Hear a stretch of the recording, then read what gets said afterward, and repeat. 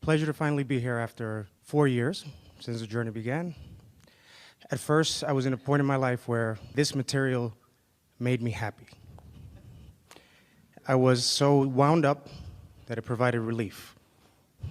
And I believed in it passionately because it felt like the truth of the old stuff, truth about the religious stuff. It felt more close to home. But well, it didn't have anything to do with the religious stuff. It just felt close to home.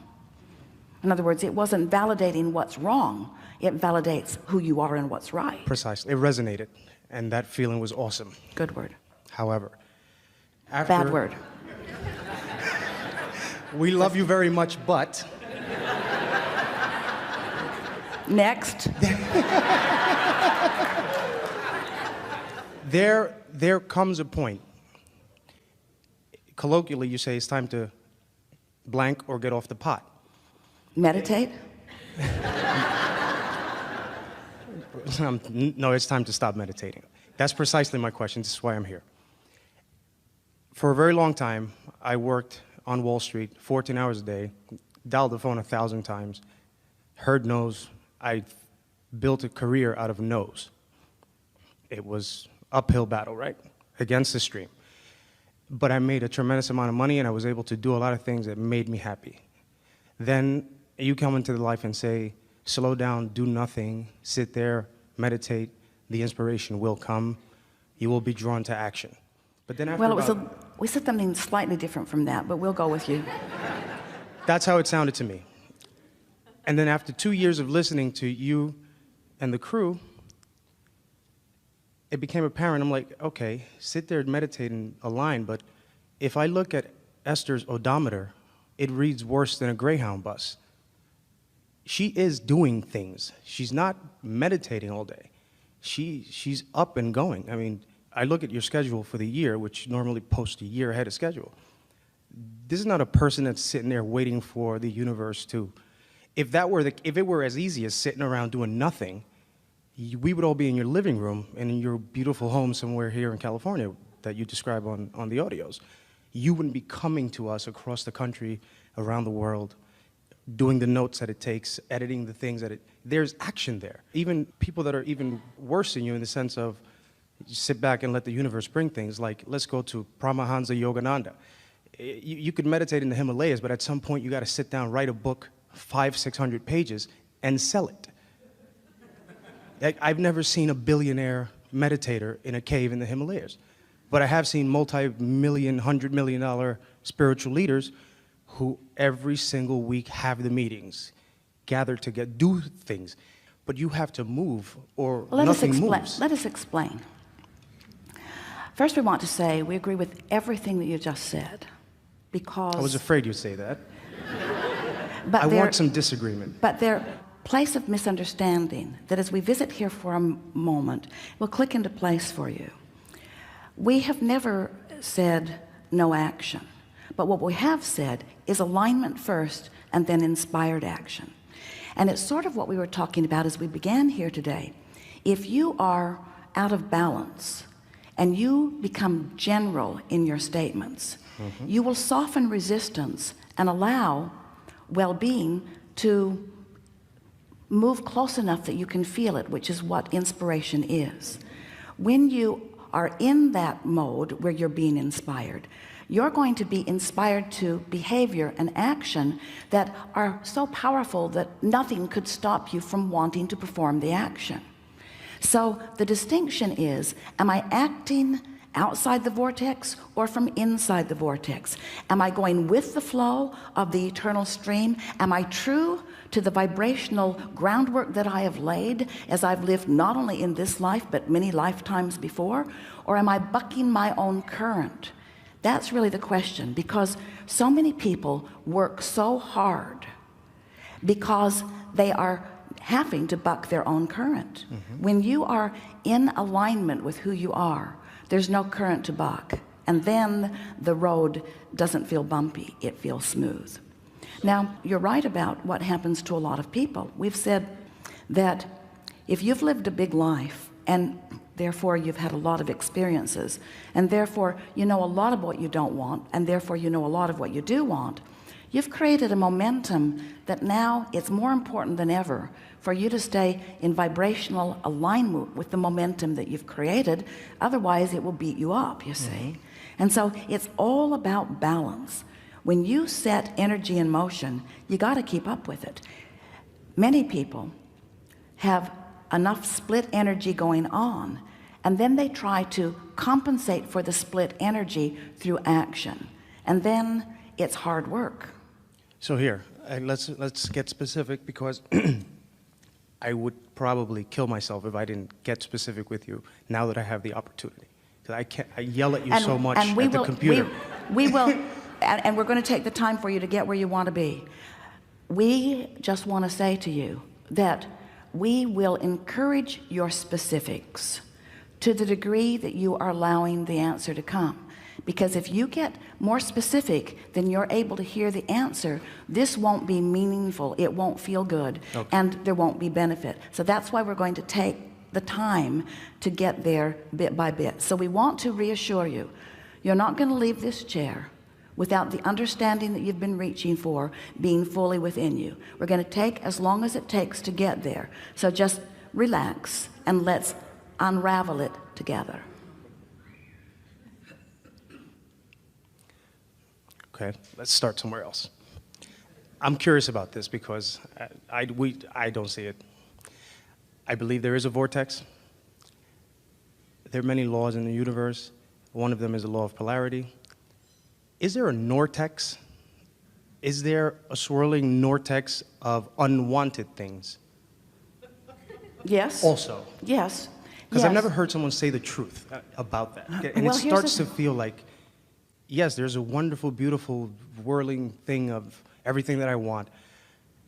Well, consider this, There's though. no shot that there's not a whirling thing of things that I don't want, because I can There are manifest. two ways that we want to answer that question. Okay. The first is, for everything that you want, there's an equivalent, precise equivalent absence of it. So you get that.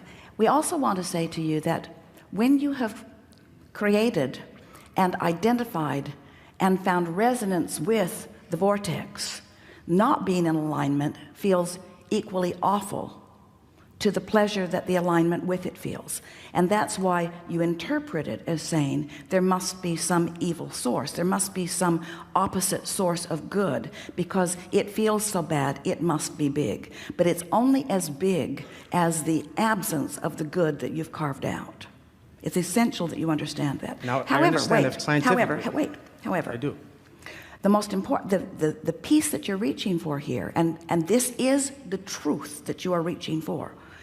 Every thought has the right and the power to exist, and law of attraction will respond equally to it.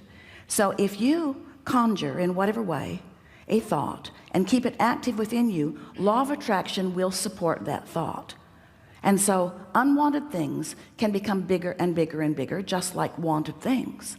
But the emotional response you have about it is always, every single time, no exception, and this is the truth that you seek, proportionate to the alignment that you have created. In other words, through life, as you become this, and the reason that we describe this vortex as if it is this tangible thing, and we get why it's hard to do that, and whether you do it or not doesn't matter. We just want you to understand that you have created a beingness that the larger part of you is, and to the degree that you align with it, resonate with it, allow yourself to be it, you will feel the fullness of it. And anything less than the fullness of it is going to feel like something that is discordant enough that if it gets big enough, we understand why people want to assign a source to it, because it feels really, really big.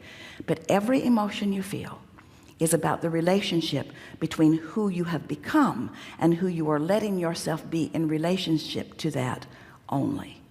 Now, that has to help you to understand that through all that you've been living, you have become, you are love, you are certainty, you are knowledge, you are power, yes. You are wisdom, you are clarity, you are those things. And when you allow it, oh, you've come home. It feels so good. This is who I am. And when you don't Yes. allow it, it feels like somebody other than you must be responsible for the not allowing of something that you want more than life itself, because it is life itself. I don't accept that. Good. To me, 1,000%. Everything happens, I take full response. I came out of that victim mentality a very long time So ago. what was the question about then? So- Wait. Just, we want to ask this in a way that you can really hear it. So your question was, all right, Abraham, I accept that I create my own reality. And I accept that there is a force, let's call it the vortex, let's call it God, or let's not call it God, you say, let's call it whatever it is. But I accept that there is this force of goodness which I can choose. But is there not a force of badness that I could choose? Is that what you're saying? I'm deliberate creator. Is there a good force or a bad force that I could participate in? And we say there is the expansion of who you are and the pinching off of it, and that's it. That is it. We'll tell you why we know this, and maybe it will resonate deeply enough with you that you'll get it once and for all, and maybe you have to work on it for a little while. This vortex that is hard to get your thoughts wrapped around because you can't see it or hear it. It's not this tangible thing. You can feel it. This vortex is the holder of the best that you have carved out, you and everyone else, from the beginning of exploring contrast. And it is so powerful and so dominant that that which is source energy resides in the energy of that goodness. It is so profound and so big, they're not adequate words to describe it or define it. But you feel it from time to time. Get And glimpses. the absence of it is gut-wrenching. It wrenches my guts, yes. And I understand that there's a buffer of time. But the reason I say about the nortex and the vortex is I come from, rationalizing reasons. I come from a contrasting environment that put a lot in my vortex. Correct. And I don't like not doing anything, but I'm not inspired to do anything. And the minute I try to take action, it feels like I'm forcing it. So pull back. That's not inspired action. What are you talking? You can't move now. Not yet, not yet. You're forcing it too early. Okay, go now. Well, you're overthinking it, and there's nothing wrong with priming the pump. There's nothing wrong with a little action that sort of gets you into action. There's nothing wrong with that. You can't get it wrong. You can't get it wrong. I noticed that. Don't freak out. I've had so many crazy things happen in the past, and yet I'm still here. I still smile at least once a day. Things are good. And like I tell my grandmother when she tells me that the world is the worst that it's ever been, I'm like, Grandma, we're on Facebook. Well, she's right. She's right. The world, I don't the agree. world is the worst that it's ever been, and it's also the best that it's ever been, and you get to choose which part of it you play in. Okay, that's good. Because it's the most intense it's ever been. Yes. It's the most it's ever been. In other words, when you go to a buffet that only has 10 items, there's a little bit you like and a little bit you don't like. When there are 10,000 items at the buffet, there's a whole lot you like and a whole lot you don't like. Yes. Don't let it freak you out. Become a definitive person. Right. But what's happening is, if you haven't been practicing selecting from the buffet, and you show up at a buffet where there's 10 million things you like and 10 million things you don't like, you get overwhelmed. And that's what's happening to a lot of people. They haven't come to understand that they get to choose.